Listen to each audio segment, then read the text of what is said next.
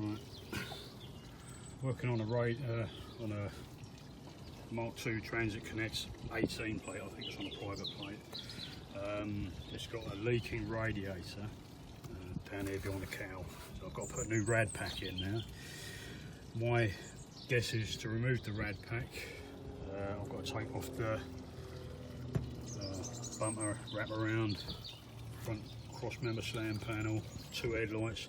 The reason why I'm making this video is I've unbolted the 2 bolts I can see, which is one here, one down there, and then a little rubber plastic rivet clip here. Unplugged it with the assumption I was going to be able to lift the headlights out. The headlights come out, you have to sort of go that way and up. It kind of sort of releases them, so there's a little trim that sits over the top there. Let's just set that kind of, there we go, like that, and up. And it seems to be some sort of retention in there. I've looked online and there's absolutely nothing of any sense, any assistance. So I'm going to proceed to take this headlight out. As soon as I've cracked it, I'll update the details, so hopefully it'll help other people get their headlights out. Right, I've succeeded in getting the headlight out, and this is the only assembly that I can see that retains it. There's a, look at that bit here, and basically this little piece here sits in there.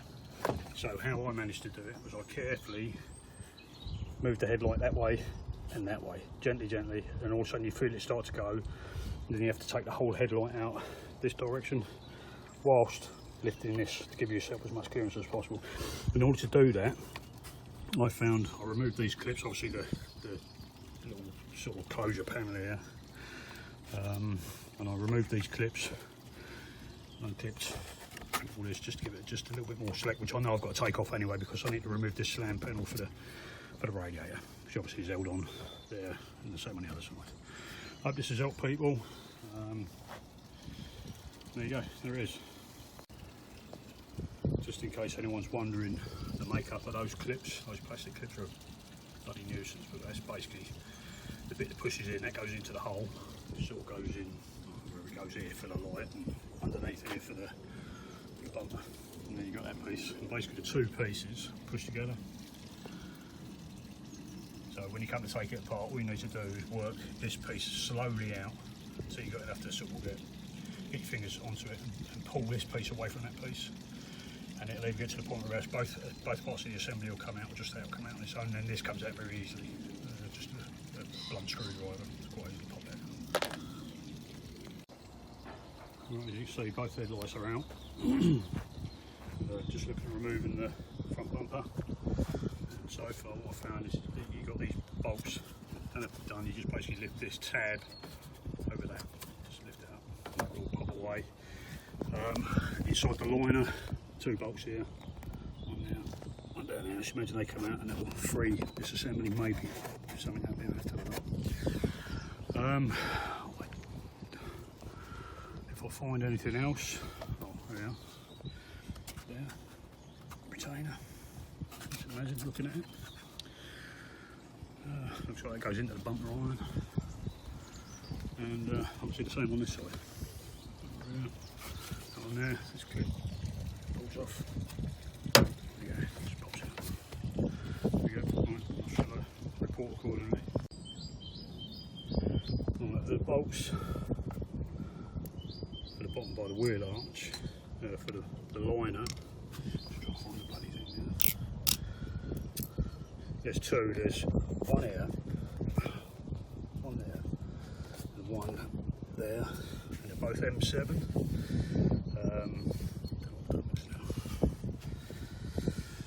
Oh, there we go there. Oh, this little fella here. These ones are T30s. Torx 30s are T30s. They come out. As I said, these 2 here are 7mm. That one further down, both 7mm. The one down there you can loosen, don't need to undo. This one needs to come out. And then on the bottom there's like a sort of rubber protector or drain point or something. I'm not overly sure what it is. This thing here. Again, this screw needs to come out.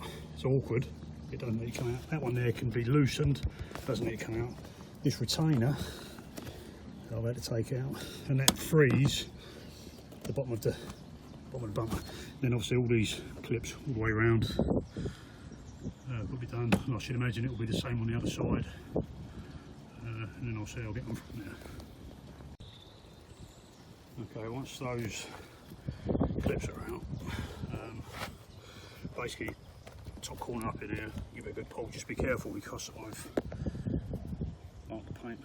I've actually come out and it's kind of jumped back in again, but that's pretty much free there.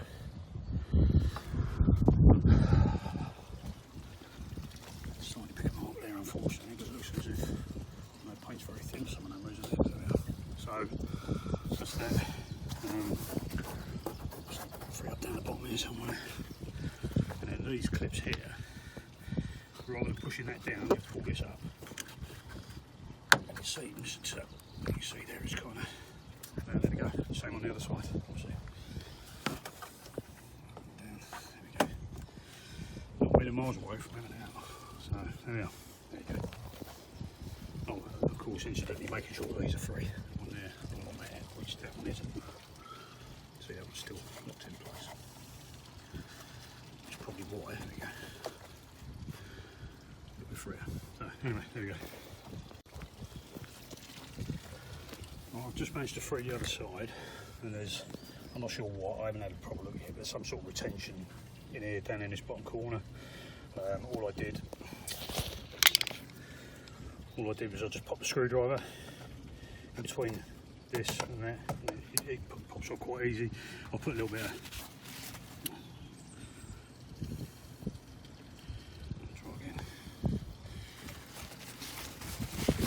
bit of kitchen roll.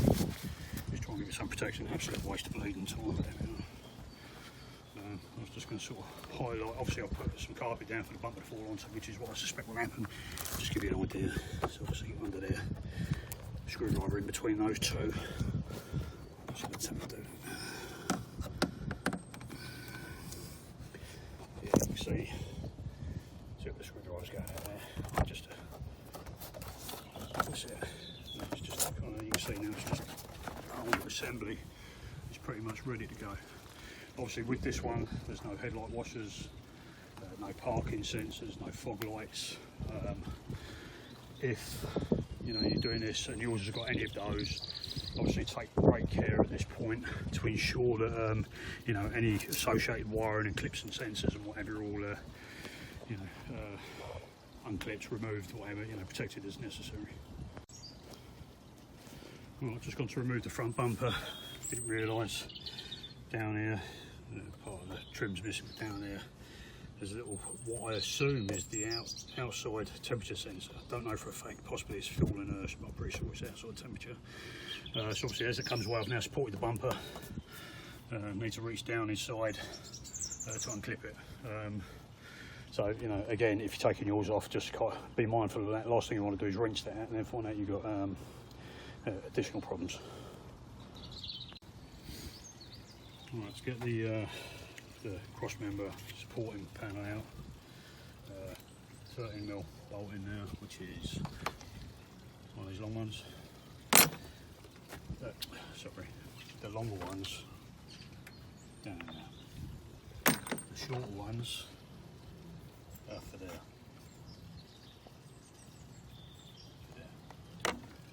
And there's two 10mm, and we got one which looks more like a self-tapper, which goes here. Same, obviously all the same on the other side. And then there's a 10mm which is more rounded, which is more like a sort of self-locating type bolt, which goes down.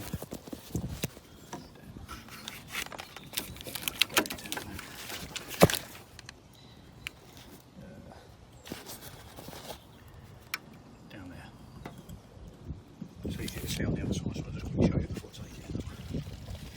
It is there. There.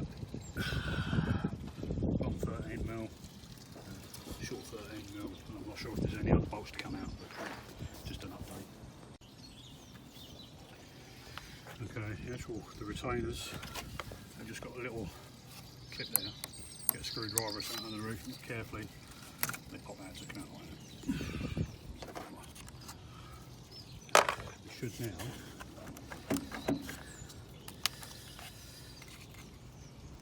Okay. Go to the next bit now.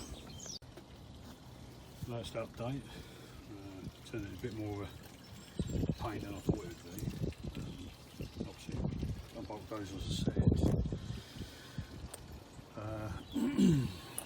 Removed, there was a like an air chute type assembly here, the air intaker from over here, the caps as I said, but the main thing that I've had to do, which has been a pain, is I've had to remove the bonnet shut, the bonnet catch, and what appears to be some sort of hall sensor or protrusion or something, but I don't think it's radar, but I don't know, it's in here, there's no way to get to it.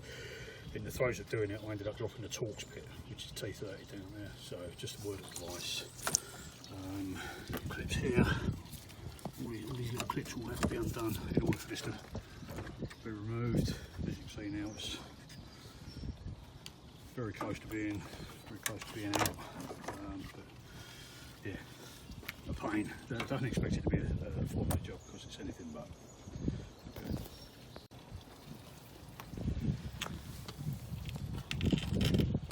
Tucked away, but there's that metal bolt here that's holding the radiator to the intercooler. So for all my efforts trying to bloody pull the thing apart, it turns out it's got to be done. In order to do it, I removed the cowl from the intercooler. Just got to allow it to sort of move over and allows the aircon hose that's sort of restricting it to move. So there we go. Another update. I mentioned before, I had to take the intercooler out. Relatively straightforward, it's just a series of bolts. And then this piece here, catches on there, latches on this piece. If you sort of push this piece down and release it, it all comes apart. It's easy enough to put that together, I think. That allows, obviously, now that kind of gives us access to this absolute stubborn pig of a bolt that I just couldn't get onto any other way. So, onwards and upwards. Right, I found a couple of problematic areas. Might just help people if I just point them out. This is the back of the cover, the trim that sits on top, and these areas here sit on the, I suppose you call them like the tanks of the AC condensing radiator, cooler, chiller, whatever. And the bigger bit at the back here is the bit that sits over the radiator. The issue that I've got is this radiator that came out is 27mm. The radiator that I purchased is 34mm, which is a standard, so I'm having to wait for another radiator. So I've now got to take that radiator out, but it's left me with the original radiator. And just as you can see, that's the problem I've got. There's a hole there. It's nicked. Someone replaced the turbo on this particular vehicle, and it looks like they caught the radiator through the fan cowling. So anyway. Ordinarily, the radiator would be in place. That cowling would sit